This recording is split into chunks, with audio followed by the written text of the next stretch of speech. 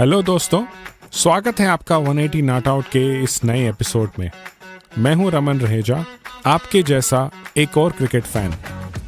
Cricket के इतिहास को देखें तो जितनी भी महान टीम्स आई हैं वो सिर्फ बल्लेबाजी के बदौलत नहीं आई।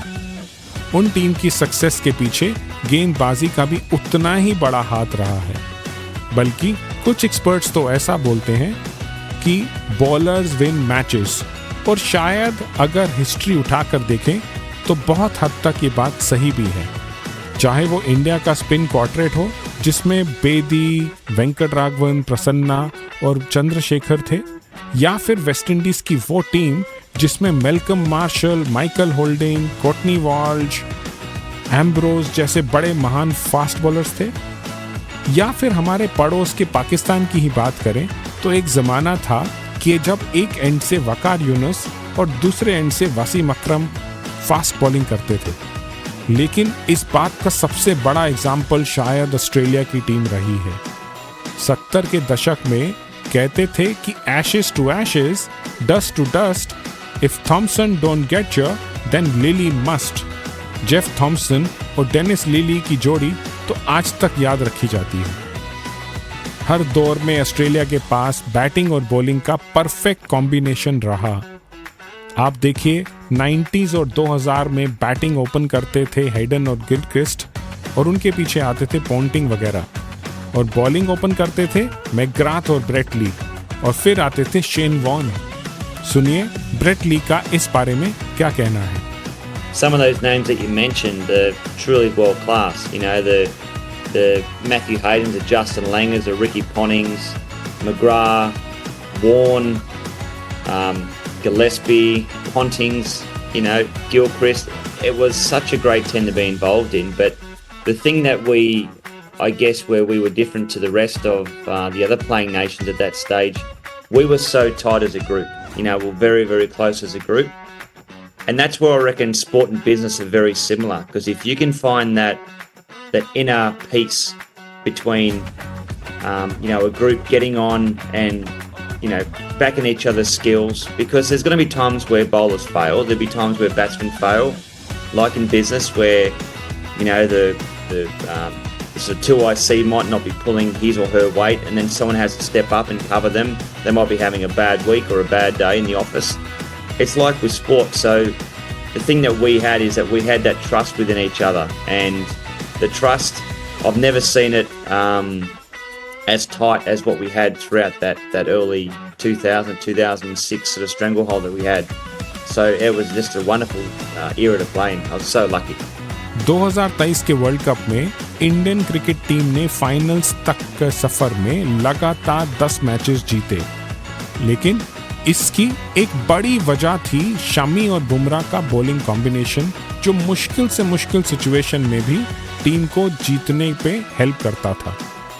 पिछले एपिसोड में मैंने आपसे बात करी थी बल्लेबाजी के बारे में, और क्रिकेट के एक्सपर्ट्स और लेजेंड से पूछा था कि क्या क्रिकेट सिर्फ एक बल्लेबाजों का खेल बनकर रह गया है। इस एपिसोड में हम क्रिकेट के दूसरे पहलू यानी बॉलिंग की ओर देखेंगे। बॉल डाल रहे, हमारा आपने डाला ऑफ स्टंप के बाहर, बैट्समैन ने लाइन को कवर करने की कोशिश की ऑफ स्टंप पे, लेकिन आपने उसका डंडा उड़ा दिया। अब वो स्विंग से जो आप चकमा देते हैं, आई थिंक उसमें जो सुकून है वो किसी चीज़ में नहीं। And I think, we all want to evolve, and bowlers have certainly evolved and found other ways of taking wickets and nullifying batters. But yeah, I think, you want to go out there and give your best, but you want to see a good, entertaining game, and I think that's what it's all about. Bowler के पास है ना, आप देखेंगे जिस तरीके से rule आ गए हैं, वो आपके पास 2 फील्डर, 2 नए बॉल हैं, 5 फील्डर अंदर हैं। 50 ओवर की बात करेंगे, टेस्ट मैच हम टर्निंग ट्रैक पे खेलते हैं, एशेस देखेंगे वो अलग क्वालिटी है, इंग्लैंड में अलग बॉल घूमता है। उसके बाद 2020 जिस तरीके से इवॉल्व हुआ है, वो उसमें आप बॉलर को भी क्रेडिट ज़्यादा है। You'll see bowlers come back in the next couple of years. They will up their skill. They'll up their defensive skill. How to counteract a batsman who, like a Glenn Maxwell, who's scoring 200 off 110 balls or something, whatever. You'll see in a couple of years bowlers being able to defend that better than they currently are. Go and watch Brett Lee. Go and watch Makaya Intini. Go and watch Shoaib Akhtar. Go and watch Curtly Ambrose. Go and watch Malcolm Marshall. Go and watch Joe Garner. That is what is going to build your passion for fast bowling. If you love it, you watch those guys. You watch Glenn McGrath. There's so many great fast bowlers of yesteryear that showed you the structure of how to be a fast bowler. गेंदबाजी की बात करें तो आम तौर पर हम दो तरह के गेंदबाजों की बात करते हैं, पेस बॉलर्स और स्पिनर्स। पहले बात करते हैं पेस की। एक फैन के तौर पर मैंने पिछले कुछ सालों में काफी बड़ा चेंज ऑब्जर्व किया। ऐसा लगता है कि मानो क्रिकेट में फास्ट बॉलर्स की स्पीड अब कम होती जा रही है। एक जमाना था शोएब अख्तर, ब्रेट ली और शॉन टेट की बॉल्स 161 किलोमीटर पर आवर से भी तेज हो जाती थी और 155-56 तो आम बात थी। इस स्पीड की झलक अब बस कभी कभी देखने को मिलती है, जैसे मार्क वुड बॉल करते हैं, या फिर हाल ही में हमारे मयंक यादव ने आईपीएल में 156 का आंकड़ा पार किया था। लेकिन सिर्फ मैं ही नहीं हूं जिसको ऐसा लग रहा है कि फास्ट बॉलिंग की स्पीड थोड़ी कम हो रही है। सुनिए ब्रेट ली का क्या कहना है इस बारे में। Other than Mayank Yadav that bowled 156 Ks, over the last 20, so the batsmen are going like this in terms of their power, last 20 years. The bowling speeds are generally, other than the odd Mayank Yadav and, you know, a couple of guys that have hit 150, the bowling speeds are actually falling off. And I think it's because the bowlers these days are playing and training differently. You know, they're not trained to bowl fast anymore. There's a lot of change-ups because we're seeing, you know, T20 cricket, T10 cricket. The bowlers have to evolve. They think that, you know, not bowling pace on is the most important thing anymore. So they're not training to be quick bowlers anymore. And the theory I would do for a bowler, in order to be a bowler that can bowl over 150 Ks consistently, and I was lucky to do it for 20 years, you have to be a good sprinter. So if I was to train a young fast bowler, I'd take the ball out of their hand, say, righto, give me two weeks with you, purely working on your sprint training, and then we'll put the ball back in your hand. And I don't think the players are doing that. और boom boom Afridi भी इस बात से सहमत हैं और ये वो कहते हैं। अब उस तरीके के फास्ट बॉलर भी नहीं है रमन भाई। अगर बात की जाए तो उतने एग्रेसिव बॉलर्स भी नजर नहीं आते कि जो 150, 160, 155 की पेस से बॉल किया करते हो, तो फिर मजा भी आता है बॉलर बैट्समैन की आंखों में देखते हुए। वो है नहीं, वो बहुत कम बॉलर्स हैं। वेस्ट इंडीज के फास्ट बॉलर रह चुके टीनो बेस्ट की भी कुछ ऐसे ही विचार थे। Yeah, it's changed dramatically. Fast bowling is not just running up and bowling. That's a medium pace. There's so many different avenues and stuff. So you got a specialist who's a T20 bowler, who's a medium pacer who bowls 135 kilometers. A guy who bowls the low back of the arm. Then you got a guy who may touch 90 now and then. But I think it has changed because of the game have evolved. You don't really find the alternate fast bowler like before. You don't find Mitchell Starc. You had in my era, it was we used to look at Akhtar, Brett Lee, Shane Bond. You had myself. You had Fidel Edwards. You had Malinga. You had Mitchell Johnson was coming in thereabout. You had Mohammad Sami from Pakistan. I think that was the back end of when Wasim Awakar was. So you had so much. You had a plethora of fast bowlers who you look up to, and you don't find that alternate fast bowler anymore because the game have evolved. दुनिया भर में ऐसे सैकड़ों बच्चे हैं जो Brett Lee का action और शोएब अख्तर का सेलिब्रेशन कॉपी करते हुए बड़े हुए, लेकिन ऐसा लग रहा है कि अब सिर्फ स्टाइल और सेलिब्रेशन बच गया है, लेकिन पेस चली गई है। तीनों बेस्ट मुझसे कहते हैं कि शायद फास्ट बॉलिंग को लेकर एक पैशन भी अब खेल में मिसिंग है। The passion for fast bowling is not there like back in the day or when it was coming through. And look, there's nothing wrong with that. That is the game. That is how it evolved. So when we do see it, we are excited. And we remember how guys used to have us on the edge of our seat. Shoaib Akhtar running in like Brian Lara. Or Shoaib or Brett Lee running in Michael Vaughan. Or those battles. You still get to see them, but in very small pockets. So it's more of a batsman game. Before we used to say it's a batsman game, it's more of a batsman game now. Fast bowling में एक category और आती है जो है swing bowling. लेकिन आजकल ऐसा लगता है कि मानो स्विंग बॉलिंग भी धीरे धीरे क्रिकेट से गायब होती जा रही है। इस सिलसिले में मैंने बात की king of swing Irfan Pathan से। Nowadays, you don't see too many swing bowlers. That has multiple factors. Obviously, the pitches, the conditions, the condition of the ball as well has changed a lot as well. But most importantly, what has changed is, if I'm a bowler, if I'm playing a T20 cricket, what I will do is I will not only work on my swing, but I will work on my yorkers and the slow one and the variations. What happens when you work on different multiple facets of the game? Your main basic, which is important thing, sometime you loses out on that. जब आप उस पर miss out कर जाते हैं, क्योंकि आपको risk को घुमाते रहना है। आप अगर वेरिएशन करेंगे, रिस्क को घुमाते रहेंगे, तो वो जो आपके पास जो पहनापन रहता है, लगातार बॉल के पीछे रहना, लगातार बैक स्पिन का इस्तेमाल करना, लगातार वो पोजीशन में आके बॉल करना, क्योंकि स्विंग तभी आता है जब आपके पास एक तो रिपीटेटिव एक्शन हो और रिपीटेटिव गुड बेस के साथ रिस्क पोजीशन हो। अगर वो चेंज होता रहेगा तो जाहिर सी बात है उस पर थोड़ा बहुत तो इफेक्ट आना ही आना है। 180 साल के सफर में फास्ट बॉलिंग में कई नए बदलाव भी आए, चाहे वो वॉबल सीम बॉलिंग को या क्रॉस सीम या फिर स्लो बाउंसर, और आज नकल बॉल। बल्लेबाजों को चकमा देने के लिए गेंदबाज नए तरीके आजमाते रहते हैं, लेकिन शायद सबसे बड़ा इनोवेशन था रिवर्स स्विंग बॉलिंग का, जिसे शुरू किया पाकिस्तान के फास्ट बॉलर्स ने और फिर वसीम अकरम ने उसकी मास्टरी की। कौन भूल सकता है 1992 का वो वर्ल्ड कप फाइनल, जब उन्होंने 2 लगातार विकेट छटकाए थे 2 बॉलों में। मैंने बात करी रॉस टेलर से, जो कहते हैं रिवर्स स्विंग क्रिकेट में वापस आना ज़रूरी है। I think some of the rules around the ball, around the fields, I think it's too skewed in the batsman's favour at the moment. I think the art of reverse swing bowling's gone out of the game. With 2 new balls, I was on air commentating the New Zealand-India game, and I was on with Ravi Shastri and Simon Doull, and we were just discussing it.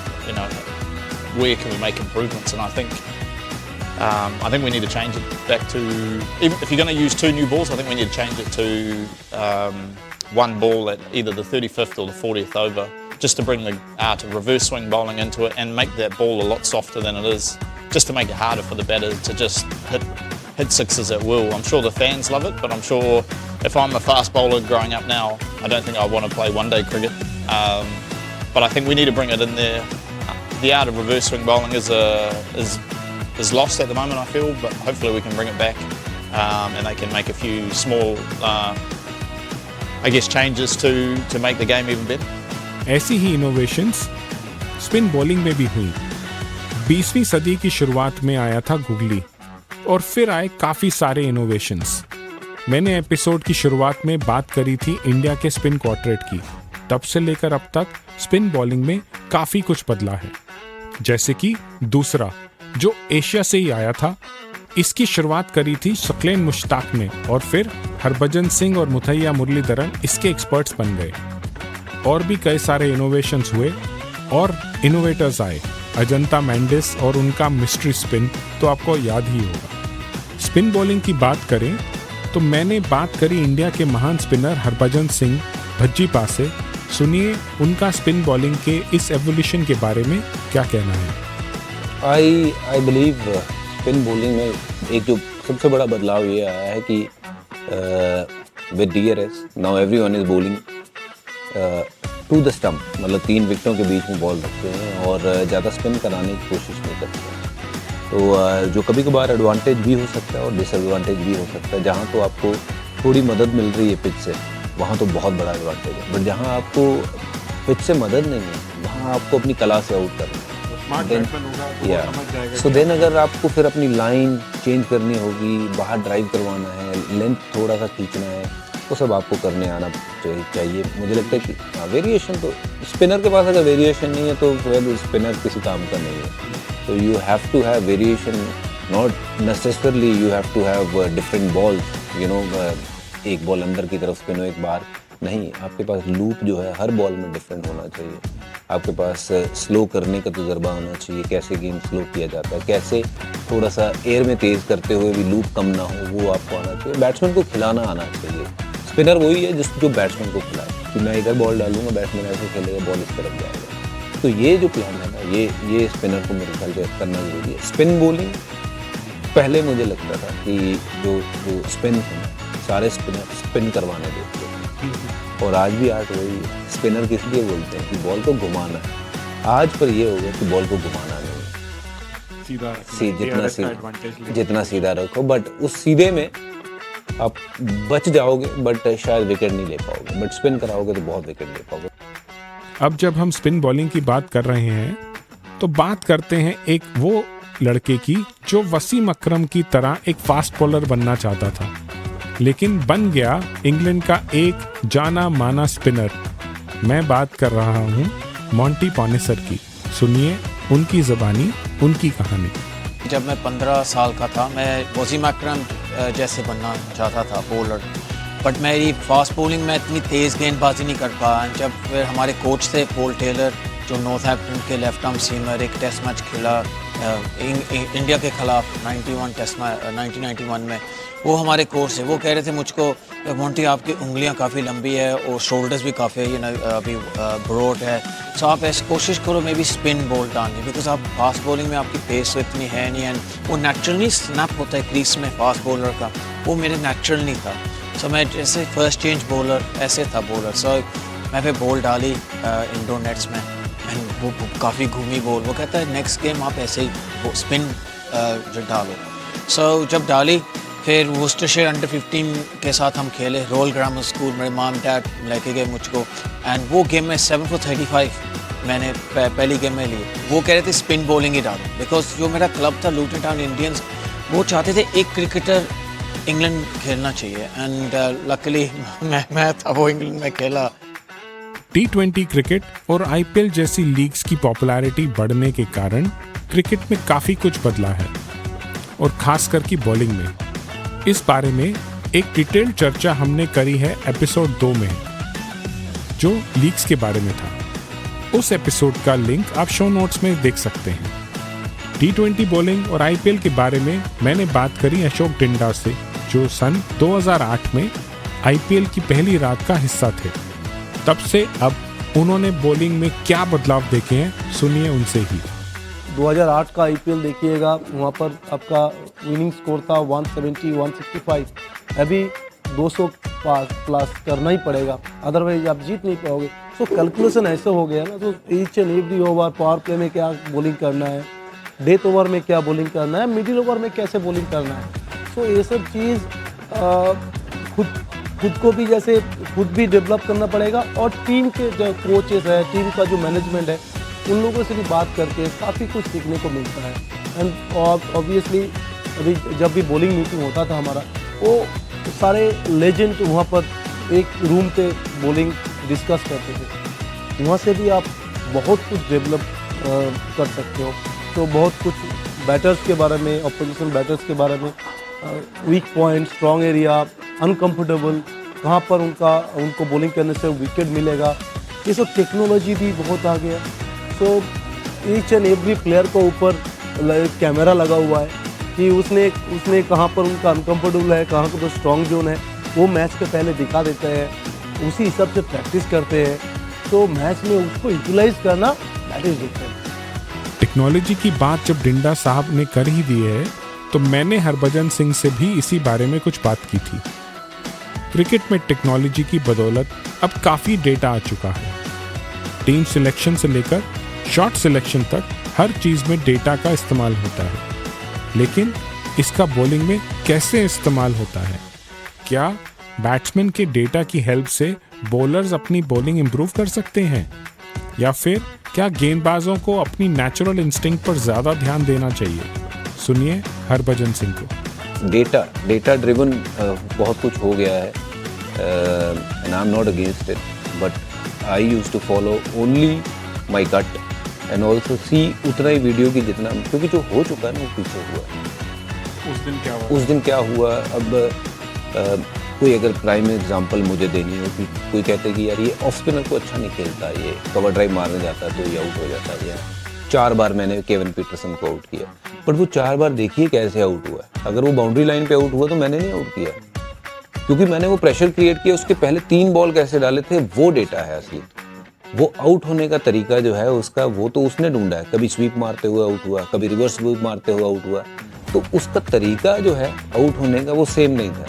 अगर same तरीका हो तो फिर technical fault है। तो वो data के साथ आप ड्रिवन तो हो, बट उतना ना हो जाओ कि आप अपनी गट और उसको छोड़ दीजिए कि नहीं यार ये ऐसे नहीं कि मैंने इसको आउट किया तो इसको ले आओ, ऐसे नहीं होता। जो पीछे हो चुका वो हो चुका, आज की बात जो है वो अलग होगी। So you know if that was the case, I feel laptop का नाम होता सर डॉन ब्रैडमैन, है ना, तो कोई लैपटॉप पे जाके ग्राउंड पे खेलता नहीं है। कभी कभी बॉलिंग में टाइम भी एक इम्पॉर्टेंट फैक्टर बनकर आता है। टेस्ट मैचेस की बात करें तो यहाँ 5 दिन का वक्त होता है और बॉलर्स अलग अलग स्पेल्स में बॉल कर सकते हैं। किसी स्पेल में अगर रन चले गए हों तो वो फिर कुछ देर का ब्रेक लेकर के दूसरे स्पेल में वापस आ सकते हैं, लेकिन लिमिटेड ओवर क्रिकेट में ये मुश्किल होता है, और खासकर कि T20 में जहां आपके पास सिर्फ 4 ही ओवर्स हैं। सुनिए बांग्लादेशी लेजेंड अब्दुल रज़ाक का इस बारे में क्या कहना है। In test cricket, you have unlimited time. Like not unlimited, you have to do it in 5 days time. But yeah, you have lots of time. But when we play one day, still you got 10 overs. You can think properly. Even sometimes if you miss in the ground, you can rethink and you can repair your innings. But in T20, there is no way to repair yourself in the ground. You have to be smart enough to think like that, which way you will gonna go, and you need to get some options in your mind whenever you are going to bowl in a T20 game. Bowling का एक और पहलू है जिस पे modern batting का काफी गहरा असर पड़ा है, वो है डेथ बॉलिंग। एक फैन के तौर पर जब मैं टीवी पर देखता हूं तो मुझे लगता है कि डेथ बॉलिंग गेंदबाजी का सबसे डिफिकल्ट पार्ट है, खास करके T20 में।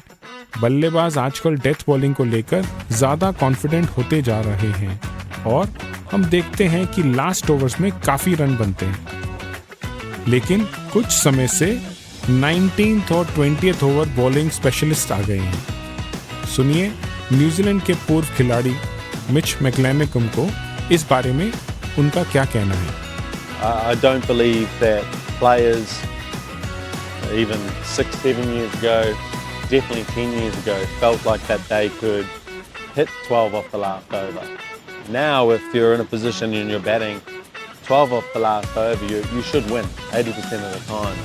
50-50 if it's 14-15 and a couple of good balls, but that's where the game's changed. The belief of the batsman, the ability to train, hitting Yorkers more, good resources. If you're a young cricketer at home, I'm sure you know the flinger that the guys sling with. I think that's had a really big impact on the game. If you were trying to bat and get better at death bowling and hitting Yorkers, it was always about waiting. Your bowlers had to try and bowl them, right? And if your bowlers weren't good enough or they weren't bowling, you didn't get practice. It was all bowling machine if you could, but it's not relative. As soon as they've brought the slinger into the game, the last 4 or 5 years, I think we've just seen guys hitting the ball cleanly at the end go through the roof. So it's been partly the tools that they have at training. Cricket के legend से गेंदबाजी के बारे में बात करते हुए एक बात और सामने आई। आजकल गेंदबाजी में इकोनॉमी रेट को अक्सर इग्नोर किया जाता है और सारा ध्यान स्ट्राइक रेट की तरफ जाता है, और ये बात ठीक भी है, क्योंकि जैसे बैटिंग एग्रेसिव होती जा रही है वैसे इकोनॉमी रेट्स बढ़ते जा रहे हैं। हरभजन सिंह का यहाँ पर काफ़ी दिलचस्प पॉइंट है। वो मुझसे कहते हैं कि अगर प्लेयर्स विकेट लेने पर ध्यान लगाएं तो इकोनॉमी रेट अपने आप ठीक हो जाते हैं। सुनिए भज्जीपा को। आई बिलीव दैट कि कोई बॉलर जो कहे कि मैं रन रोक लूंगा, मैं वो रन नहीं रोक सकता, चाहे वो लतीश मलिंगा, उनसे बेहतर बॉलर नहीं हुआ है कोई वर्ल्ड T20 क्रिकेट में। जसप्रीत बुमराह आप देखो उनकी बात अगर आज मॉडर्न डेज में करें, सो जब आप विकेट लेते हो ना तभी ब्रेक लगती है। तो विकेट लेने के लिए अच्छी बॉलिंग करनी ज़रूरी है। वो विकेट लेने के लिए बॉल को स्किल के साथ आप विकेट ले सकते हो, ये नहीं कि फ्लूक के साथ कि आपने एक विकेट ले ली कि फुल टॉस बॉल ऊपर चले गई आउट हो गया, बट वो हर बार नहीं होगा। वो फुल टॉस बॉल जो वो छक्के के लिए ज़्यादा जाएगी। तो इसलिए इकोनॉमी रेट तभी आपकी ठीक होगी जब आप विकेट लेने के लिए देखोगे। आप विकेट लेने के लिए देखोगे तो आप अपना भी काम कर रहे हो, टीम को भी आगे बढ़ा रहे हो। So that's what I think should be the mindset of whenever I have played any format, whether T20, ODIs or Test cricket. I've looked to take wicket.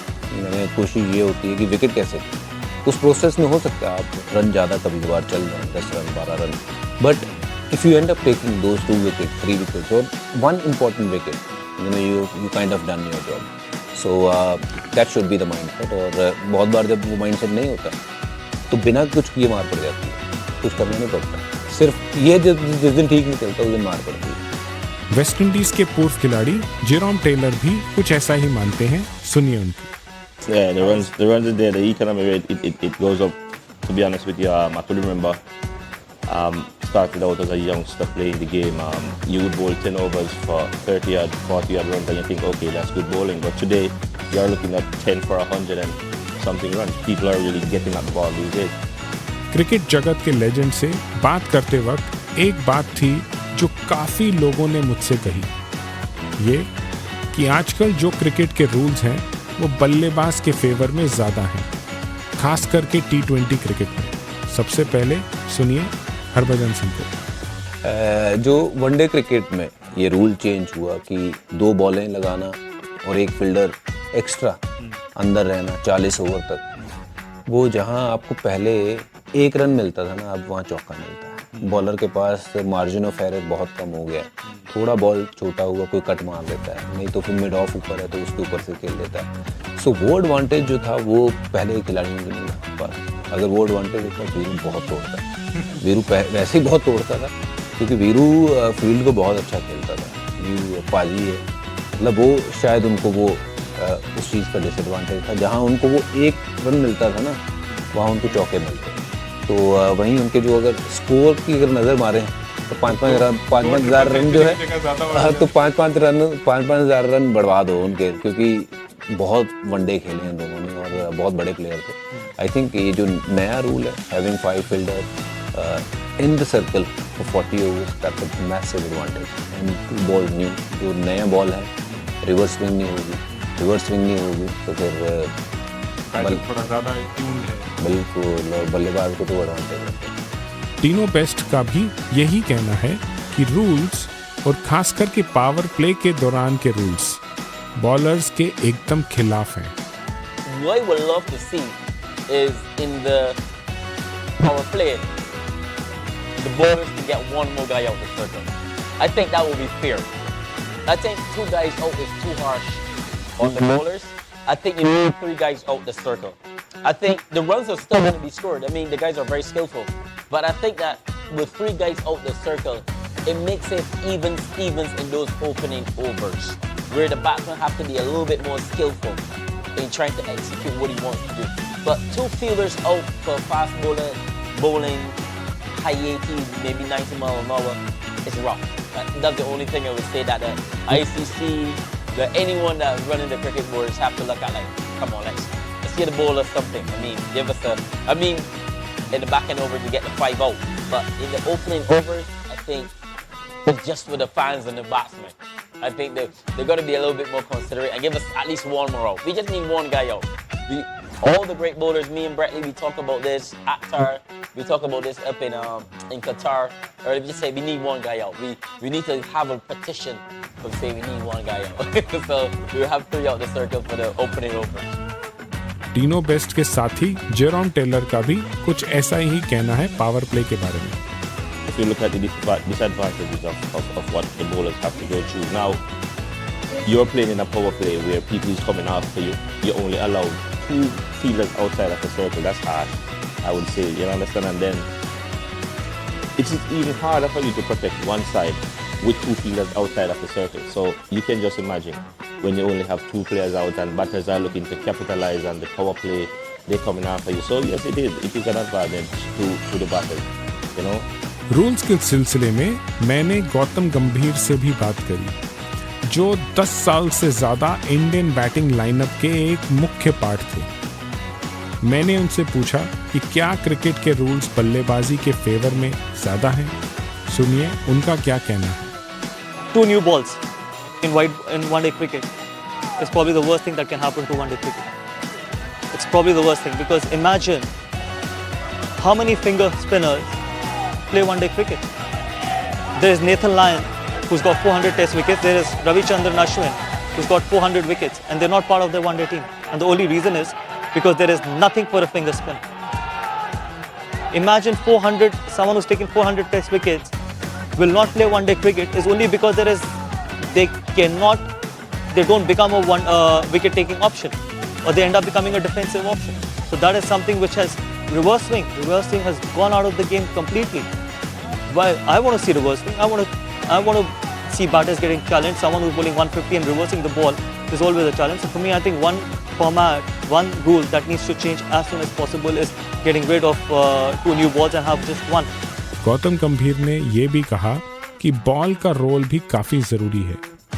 उनका कहना है कि क्रिकेट के एडमिनिस्ट्रेटर्स को कुकुबरा की बॉल के आगे भी सोचना चाहिए और हर बोर्ड को अलग ब्रांड्स की बॉल अपना लेनी चाहिए। If a manufacturer cannot make a ball, produce a ball which cannot last for 50 overs, might as well change the manufacturer. There's nothing wrong in changing the manufacturer. What is a compulsion in only using Kookaburra? If Kookaburra cannot manufacture a ball that can stay for 50 overs, might as well have, there is Duke, there is SG, there are so many other options. Could be explored. 100%. Absolutely. See, one good thing that has happened is that there was pink ball test cricket, which is very, very exciting that test cricket has gone to that stage where you can play test cricket under lights as well.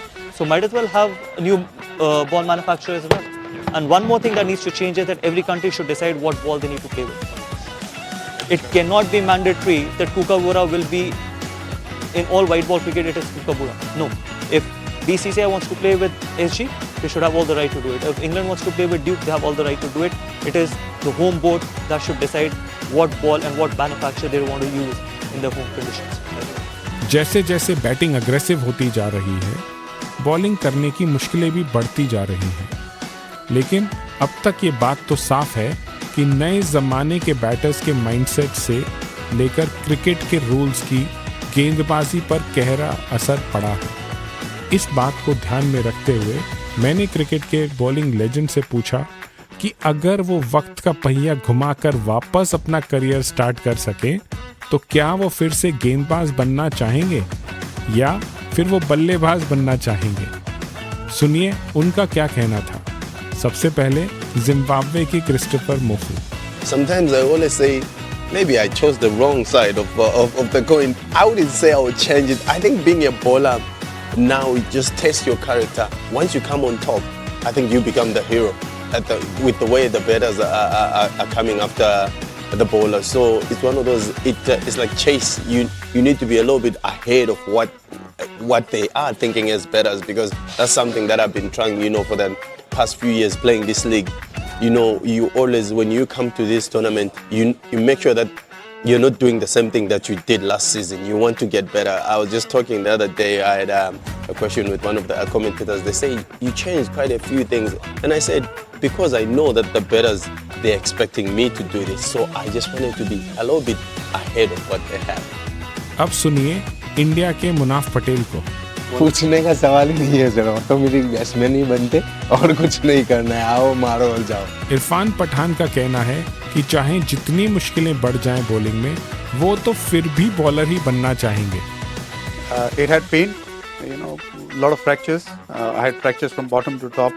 I had first hip fracture. I had 5 fractures in my lower back. I had many hamstring issues. I had knee fractures, patella issues, meniscus issue, arthritis, many other fractures as well, side strain, hamstring strain. So many things. But I would any day choose bowling because I just love it. It's my love. अब सुनिए श्रीलंका के इसरू उदाना का इस बारे में क्या कहना है। No, to be honest, I'm really happy with with my like as a bowler. But yeah, I can say that because I'm agree with you when it comes to the rules and everything. All are coming against bowlers. So, but still, we have to take that as a challenge. So you know, we can't control the stuff we cannot control. So you have to take the chance. पिछले episode में मैंने player से पूछा था कि क्या cricket अब सिर्फ एक बल्लेबाजों का खेल बनकर रह चुका है।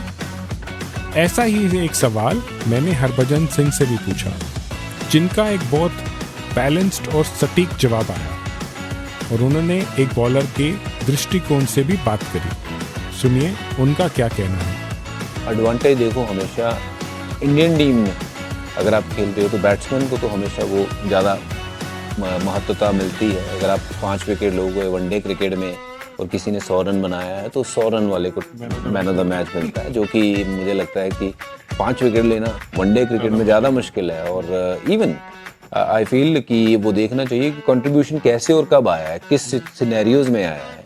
तो वो थोड़ा तो बल्लेबाजों को एडवांटेज शुरू से मिलता है और आज भी मिल रहा है। जो शमी है आज की डेट में, जो आज की डेट में शमी है, जो आज की डेट में जसप्रीत बुमराह है, they no less than Virat Kohli in my view. I think they are doing as much as Virat Kohli is doing for the team. And it's not that Virat is saying कि यार आप मेरे को क्यों बढ़ावा दे रहे हो। यस, लोगों को विराट पसंद है क्योंकि वो बल्लेबाज है, बट वेयर शमी और बुमराह इन मेरी नज़र, अगर मैं थोड़ी बहुत क्रिकेट समझता हूँ, they are as big as Virat Kohli is. Episode की एंड की तरफ बढ़ते हुए मेरे जहन में एक सवाल दौड़ रहा है। ये बात तो साफ है कि क्रिकेट इस वक्त बल्लेबाजी में काफ़ी मजबूत है और गेंदबाजी को थोड़ी मुश्किलें हो रही हैं। लेकिन अब एक सवाल और है, बॉलिंग का फ्यूचर क्या है। न्यूजीलैंड के लेजेंड मिच मैक्लेनेगम का कहना है कि बॉलर्स अभी भी क्रिकेट में एक बड़ा इम्पैक्ट ला सकते हैं। The key to all the youngsters out there is to be a spinning batter. A batter who can bowl a little bit of spin. That's what you want to do. That seems to be the best way to go about it now. Look, it's definitely as a bowler, it's a challenge. It really is a challenge, but it's an exciting one. If you look at all the tournaments around the world, this one included, I feel in pool play, I think it's about the batters winning games. The batters can get the runs, they play with some freedom, and batters get you the finals. And when it comes down to the finals, it's bowlers who win the finals. So there is an element for bowlers to still be a part of the game and have a big impact. And we've seen the likes of Bumrah and Malinga being big features in final games. And that's the guy you want to be. You want to win a final for your team. So there's still hope for bowlers out there. You can still have a big impact on the game. अब हमने चर्चा कर ली है सिक्के के दोनों पहलुओं को लेकर। पिछले एपिसोड में बात की थी बल्लेबाजी की और इस एपिसोड में बात की गेंदबाजी की। अब आपने दोनों पक्ष सुन लिए और अब बारी है आपकी ओपिनियंस की। इंस्टाग्राम, ट्विटर और फेसबुक पर सर्च करिए 180 नॉट आउट को और अपने कमेंट्स में बताइए मुझे आपके व्यूज़ और ओपिनियंस। मैं हूं रमन रहेजा और मैं आपसे मिलूंगा अगले सोमवार को 180 नॉट आउट के एक नए एपिसोड के साथ। A battle ball, a field and players with no fame. But little did they know, cricket would soon ignite a passion that would last through day and night. 180 not out, we're going strong.